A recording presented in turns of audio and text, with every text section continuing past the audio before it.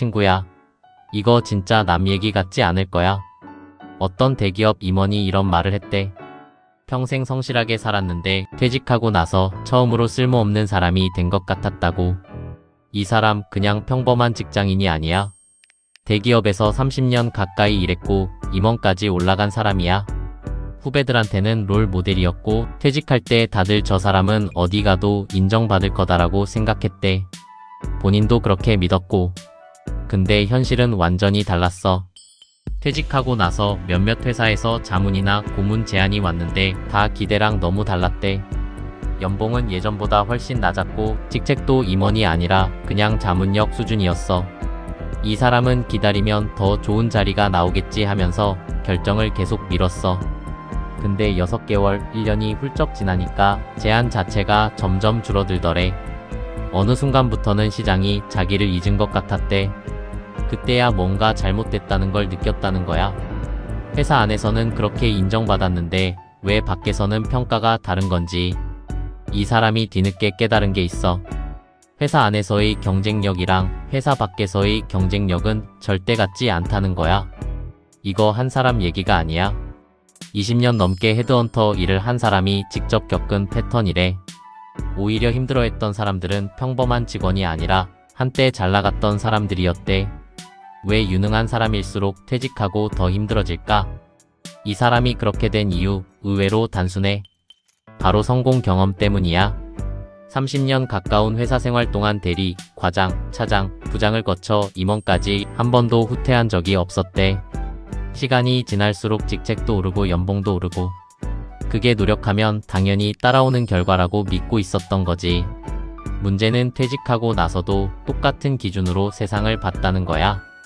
자기가 앞으로 뭘 할 수 있는 사람인지 보다 과거에 어떤 자리에 있었는지를 먼저 생각한 거지. 제안이 오면 제가 임원까지 했는데 그 자리는 좀 이러면서 거절하곤 했대. 근데 시장은 전혀 다르게 움직여. 회사는 과거의 성과를 기억하지만 시장은 앞으로의 가능성을 본다는 거야. 재취업 시장에서 평가받는 건 과거 직함이 아니라 지금 뭘 할 수 있느냐야. 이제 반대 케이스 얘기해줄게. 같은 시기에 완전히 다른 선택을 한 사람이 있었어. 이 사람은 중견 제조기업에서 부장으로 퇴직했어. 객관적으로 보면 화려한 경력은 아니야. 대기업 출신도 아니고 임원 경험도 없었어.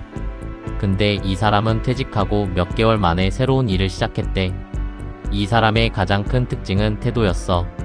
자기 과거를 얘기하기보다 앞으로 뭘 할 수 있는지를 설명했대. 직급은 과거 얘기 아니냐고, 회사에 도움이 된다면 역할은 얼마든 바뀔 수 있다고 말했어.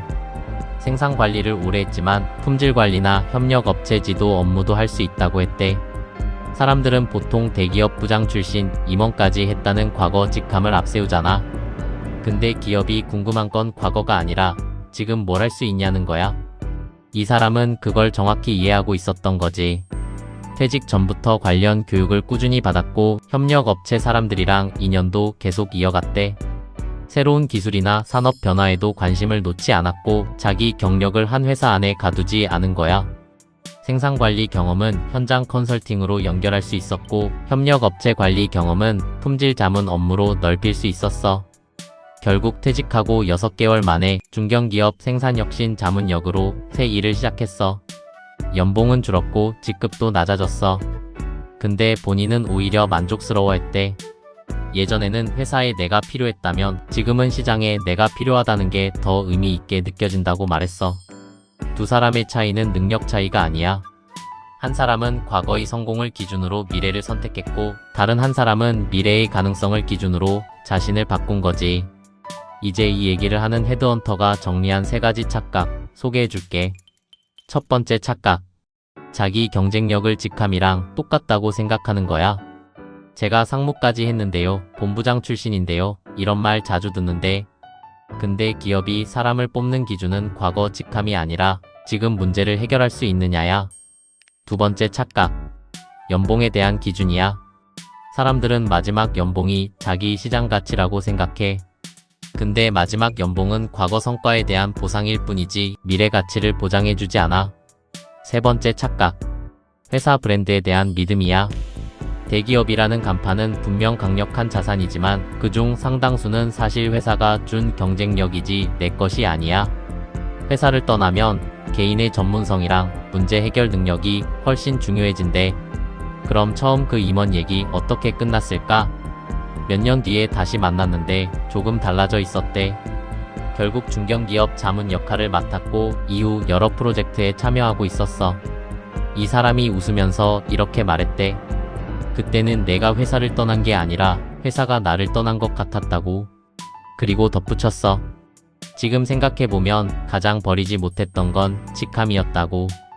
많은 사람이 퇴직 후 경쟁력을 고민하면서 자격증을 따야 하나, 뭘 더 배워야 하나 고민하잖아. 근데 진짜 문제는 부족함이 아니라 내려놓지 못하는 거였어. 직함을 내려놓고 연봉 집착을 내려놓고 익숙한 방식에 대한 확신을 내려놓을 때 비로소 새로운 기회가 보이기 시작한다는 거지. 나는 이 얘기 들으면서 이런 생각이 들었어. 직함이라는 거 사실 회사가 잠깐 빌려준 이름표잖아. 근데 우리는 그걸 마치 내 정체성인 것처럼 착각하고 살 때가 많아. 이거 임원들만의 얘기가 아니야. 누구든 어떤 자리, 어떤 타이틀에 너무 오래 익숙해지면 그게 사라졌을 때 똑같이 흔들릴 수 있어. 결국 진짜 내 것은 직함이 아니라 문제를 풀 수 있는 능력이더라. 어제의 성공은 경력이지만 내일의 성공은 적응력이라는 말 진짜 와닿지 않아? 너는 지금 어떤 타이틀에 기대고 있어? 오늘 한번 곰곰이 생각해보는 것도 괜찮을 것 같아.